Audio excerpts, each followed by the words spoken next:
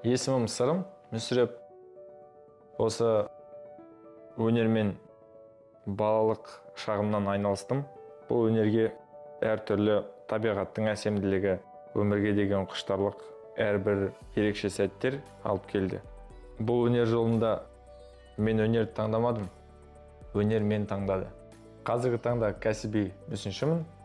Қазақ ұлттық өнер университетін тәмамдадым. Кәсіби саланы меңгеру үшін өз ісіңмен сүйіп айналысқан жөн. Мен бұл істі жақсы көріп, шын ынта ықыласыммен таңдадым, және де өнер бөлінбейді, өнер тармақталады. Бірақ әркімнің жеткізілуі әрқалай, әркімнің құралы әртүрлі. Өнерде шектеу жоқ. Арманда сезін, жаса. Өнер ол еркіндік. Әртүрлі материалдармен жеткіземін. Ол мейлі мүсін болуы мүмкін, графика немесе кескіндеме. Бұл бастамасы ғана. Осы құралды таңдағаныма мен шексіз ризамын. Өйткені бұл менің таңдауым.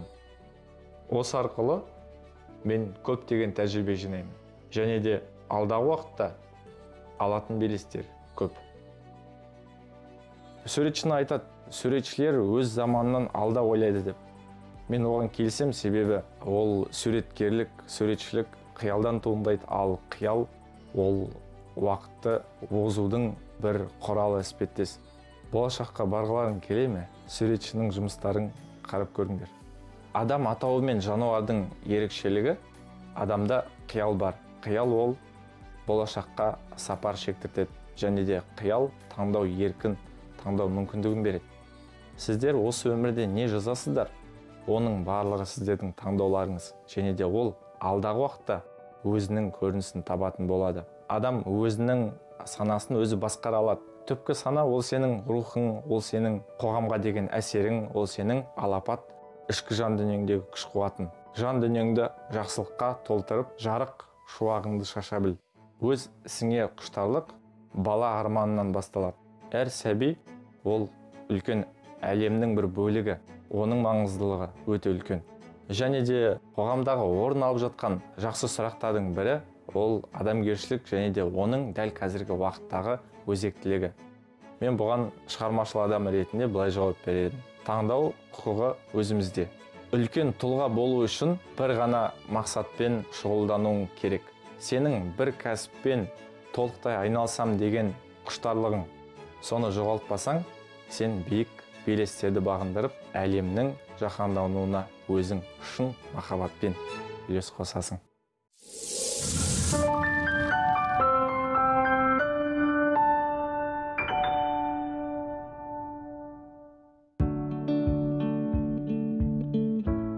Құрметті көрермендер, алдарыңызда эволюция тақырыбындағы өнер туындысы.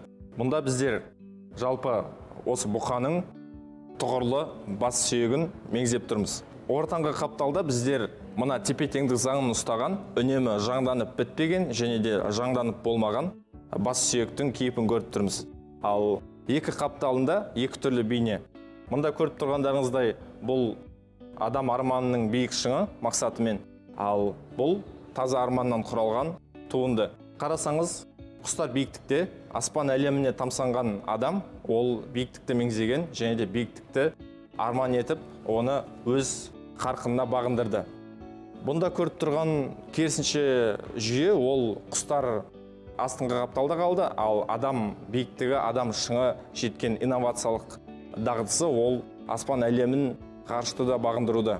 Соның салдарына орай бұл композициялық туындыны осылай көркем етіп бейнеледік. Мысалы қарасаңыздар, адамның ұшқыны, алған белестері, адам шыңы мұнда көрсетілген. Адамның арманы, мақсаты неге жеткізбейді? Бұл әрбір формалар өзінің мән мағынасын білдіреді. Мысалға, құралыстырылып болмаған және де үнемі жаңданудағы формалар, метаформалар, тағда басқа әртүрлі стилизациялық кейіптегі үнемі эволюциялық дағдыдағы жасушаның бір кейіпі ретінде. Біздің әрбір жасушамызда есте сақтау қабілеті бар.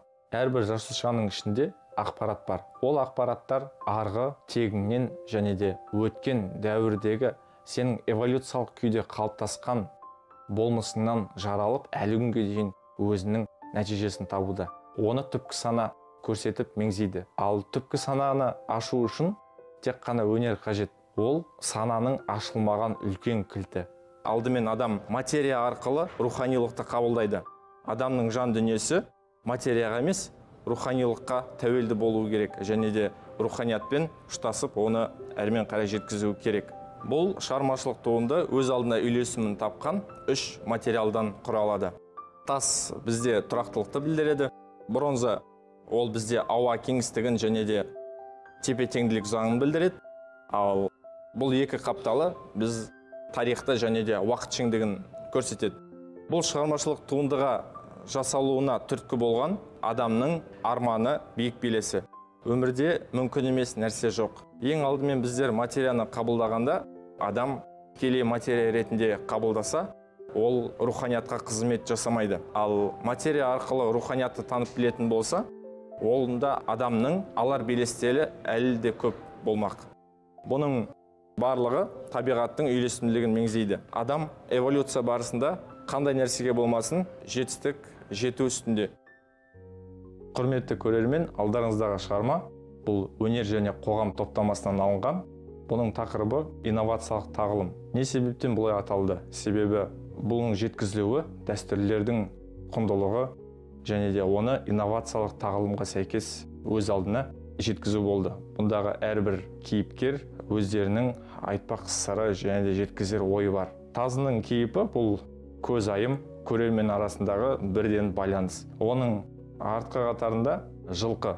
Жылқы кейіпі бұнда уақыт шеңдігіне қарамайтын, уақыт күтпейтін және де үнемі жылжымалы, үнемі динамикалық күйдегі бір уақытты меңзейді. Оның үстіндегі адам бейнесі ол біздің қоғамымыз. Қоғамның қайда бұрылуы, қайда бет алуы және де ол ақпаратты болашаққа жеткізе алуында біздің мәдени құндылығымыздың ақпаратын домбыра арқылы көрсетіп тұр. Бұл немесе сол ақпаратты жеткізеді, немесе ол бір шеңдікте қалады. Ал оның қасындағы қыран құс, ол үлкен тасты тұғырда тұр, ол ақпаратқа бай және де ол қоғамды ұстап тұрушы бір күш ретінде жаңғырық айтатын өзіндік бір күші, қуаты бар аспан әлемін кеңінен көре алған құс ретінде бұны көрсеттім. Бұл жай ғана кескіндемелік туынды емес. Көрерменге бұндағы әрбір ұсақ элементтер өзінің қайталанбастығымен және де өзінің айтар ойымен ерекшеленеді. Бұндағы байланыстың барлығы инновациялық тағылым деп айтылуы сол себепті. Себебі инновациялық тағылым ол өткен мен болашақтың арасын құрайтын дәл қазіргі уақыттағы сұхбат. Ол өте маңызды. Бастапқы шығармашылық кейіпкерлер оның артқы қосалқы кеңістігінде 3000-ға жуық элементтер көрсетілген. Біздің шешімімізге қарай бұл элементтер өзіндік орнын табады. Бұл психологиялық аспектіден қараған кезде артқы планда дәл қазіргі адамның жан дүниесі қандай, сондай кейіпкерлерді көреді. Адамның дәл қазіргі эмоционалды күйі өте маңызды. Себебі соған қарай адамның санасы бағытталады. Және де бұл ғажайып өнер туындысы арқылы беріліп отыр. Біздер әлемді өнер, мәдениетпен мойындатамыз. Назарларыңызға өнер және қоғам деп аталатын топтамасының басты шығармасы. Бұнда біздер бірнеше осы тақырыпқа сәйкес кейіпкерлерді және де ондағы қызықты шытырманға толы оқиғалардың барлығын өз назарымызда көріп тұрмыз. Бергі планда жас баланың бейнесі қолын созып барша мүмкіндіктерге ұсынылған дайын екендігін көрсетіп тұрған кейіпкер. Ондағы астыңғы жақтауларындағы кедергілер, олар өткен қоғамның көлеңкесі. Олар өздерінің кедергілерін көлеңкеспеттес келтіруде. Бірақ әрбір болашақ сәби ол қоғамды қалыптастырады. Қоғам жаһан әлемін қалыптастырады. Әр баланың арманы орындалса деп тілеймін. Ол толығымен ата-аналар сіздерге байланысты. Мәселен, ұнатқан кәсіппен айналысу ол үлкен махаббатқа, ал махаббат үлкен күш-қуатқа келіп соқтыртады. Әр нәрсе өз орнында болуы керек. Болашақ ұрпақ, болашақ уақытқа тәуелді болғандықтан, ол ешқандай кедергіге қарамай өмірдің салып қойған бар мүмкіндіктерін толықтай қабылдай білген жан. оның артындағы кейіпкер ол өткен уақыт аралығындағы бала кейіпкері. Ол бізде Абайдың образын салып тұр. Қазаққа тән ең алдымен қазақтың мәдениетіне, қазақ қоғамында орын алған Абай. Ал негізгі кейіпкердің артындағы ол қазіргі қоғам, қазіргі жүріс-тұрыстар, қазіргі болып жатқан сәттер және де әртүрлі оқиғалар алаңы. Одан жоғарылай бастасақ, біздер жалпы әлемнің цифровизациясын және де жаһандануын көреміз. Ол материяда біреулер өздерінің мақсаттарына жеткен, біреулері адасқан немесе әртүрлі өмір шеңдігіндегі әртүрлі жолдарға әкеліп ұштастырған. Ал оның артында аспан әлеміне жақындай түсеміз. Ол аспан әлемінде руханиятқа жеткен адамдардың кейіптері көрінеді. Аспан әлемі жұлдыздармен қатар байланысты. Бұл жұлдыздардың үйлесімділігі. Осы цифровизацияның әрбір сызықтары ол материяны білдіреді. Материя алдымен адамға қызмет ететін құрал ретінде мұнда біздер назарға ұсынып отырмыз. Мақсаты қоғам мен уақыт дәуіріне қарамастан өз мүмкіндігін көздеген, үнемі жаңашылдыққа талпынған, жаңа бағыттарды ашушы, ерекше болмысты кейіпкерлер төңірегінде өзінің болашаққа деген нық арман мақсатын орындап және де оны жүзеге асырмақшы. Мұндағы айтпақ ой әлемнің жаһандануын білдіреді. Әлем цифровизациялық кейіпке еніп бара жатқандығын көрсетеді. Бұл шығарманың құндылығы жаһан қанша жерден өзгеріске ұшыраса да, табиғат қалпы және де жаратушының өзіндік заңнамалары түбегейлі қалады. Назарыңызға ұсынылған өнер туындысы «Сақ» деп аталады. Бұның ерекшелігі өткен дәуір шеңдігіндегі барлық ақпараттарды, сонда табылған құнды жәдігерлердің барлығын сыйдыртып, бір үлкен сюжеттік өнер туындысын құрадым. Бұндағы әрбір элементтер оқылады. Бұл өнер туындысы оқылуы немесе қабылдауы әртүрлі. Мысалға, бұның динамикалық толқыны, әрбір сертпесі белгілі бір октава тәрізді. Ондағы әртүрлі элементтер, әртүрлі сол өмір шеңдігіндегі қозғалыстар, стилизацияға бағынбайтын, бағынатын заңдылықтар өте ерекше үйлесімін тауып тұр. Толық мағлұмат берсем, мысалы, алдыңғы қатарда біздер әлем заңдылықтарын, өсімдік атаулы мен жануарлардың, аспан мен жердің үндестігін көріп тұрмыз. Бұл элементтер соны айғақтап көрсетеді. Оң жақ қапталында біздер 7 атаны көріп тұрмыз. Олар бір-бірлеріне ақпаратты өздерінің мұраларын атадан балаға мирас етіп қалдыруында. Әрбір элементтер өзінің жалғасымдылығы бар екенін көрсетіп тұр. Мысалға қарасаңыз, жануарлардың өзіндік әрбір тіршілік атауының жарамдылық мерзімі бар және де сабақтастықты көрсетіп тұр. Жер мен аспан әлемнің құрылымы және де әлемнің жаратылыстарының барлық атауларын көрсетеді. Келесі қатарда біздер ат үстіндегі біздің бабалардың мына батылдығын және де рухтылығын көріп тұрмыз. Мысалға, мына кейіпте садақ ұстаған біздің Сақ дәуірінің үлкен жауынгері, ат үстіндегі. Сол тәріздес, сол жауынгерліктің мына қатарлары дізіліп, осы жақсылық үшін күресте жамандықпен. Бұны жамандықты үлкен бір барс, жануар, жыртқыш тектес осындай элементті жануармен көрсеттім. Сонымен қатар, мына жерде қыран да көрсетілген, назарларыңызда. Сол әрбір элементтердің орналасуы, оның бір-біріне қайталанып, бірінің динамикасын бірі алып кетуі және де одан үлкен сюжеттік композицияның құрастырылуы, ол өте күрделі құрылым. Ал оны жасап шығу, ол шын шеберге ғана лайықты іс. Бұл шығарманың тұжырымы, бұнда біздер не көрсеткіміз келді? Бұл мирасты біздер арғы уақыт аралығында көрсетіп және де жаңғырту негізгі мақсат. Бұндағы әрбір элементтерді біріктіріп және де сюжет құрастыруының салдарынан бұл арғы тарих уақыт аралығына жетеді және де болашақ көрермендерін табады. Суретшілер өз заманнан алда ойлайды. Алдағы ақпараттарды біздер арғы болашаққа жіберу дөп мақсатымыз.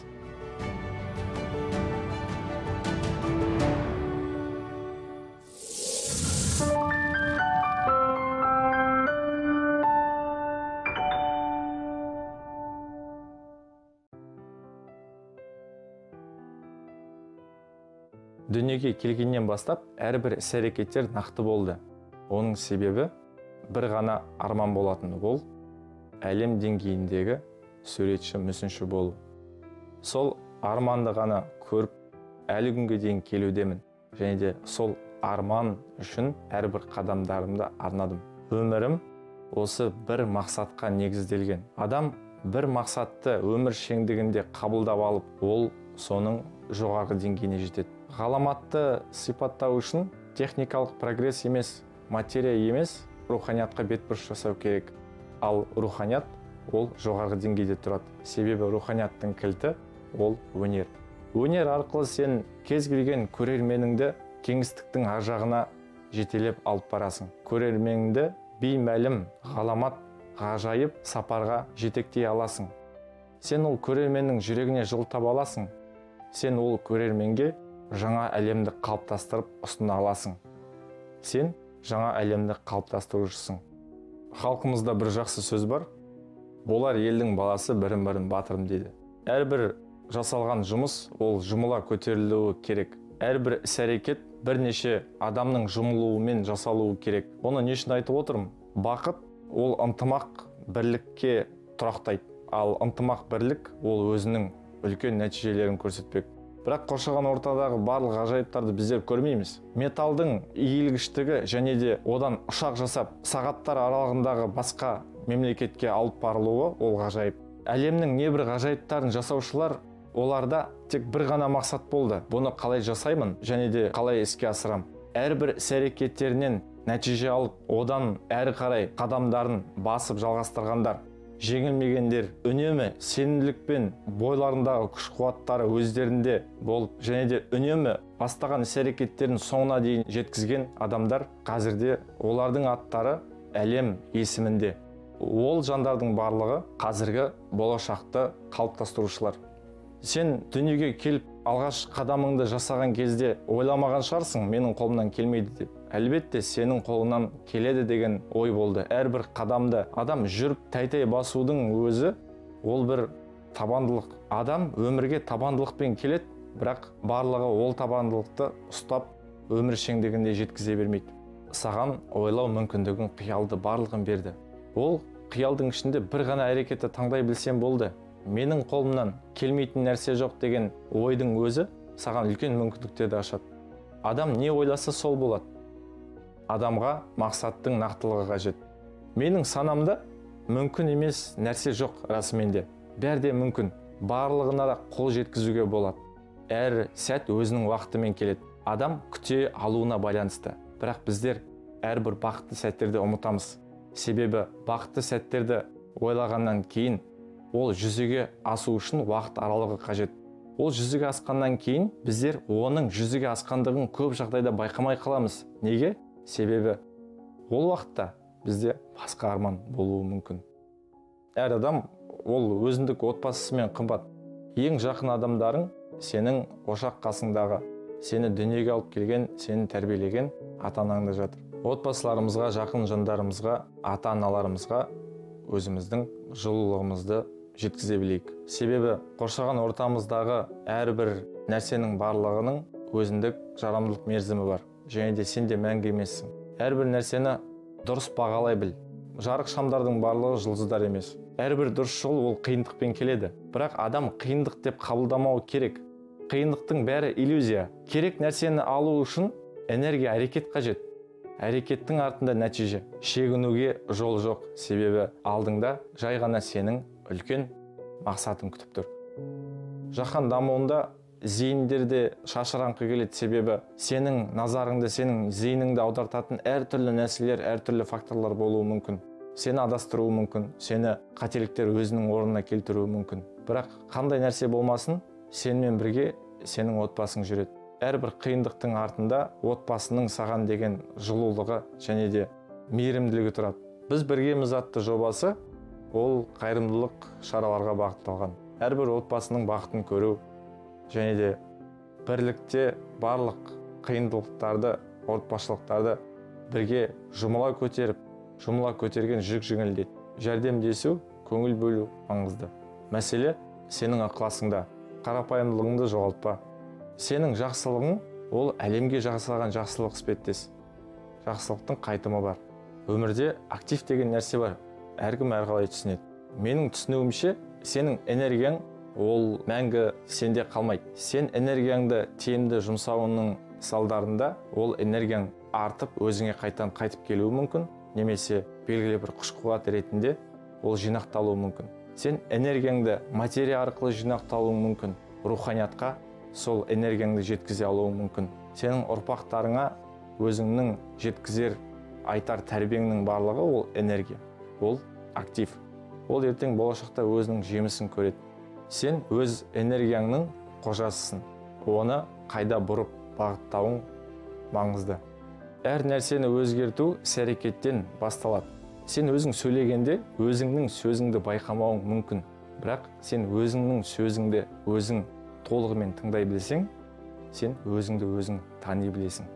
Адам өзін өзі танымауы да мүмкін. Оның әрекеттері өзінің жан дүниесіне сәйкес келмеуі мүмкін. Осы жаһанда адасулар көп, бірақ нақты жол қандай?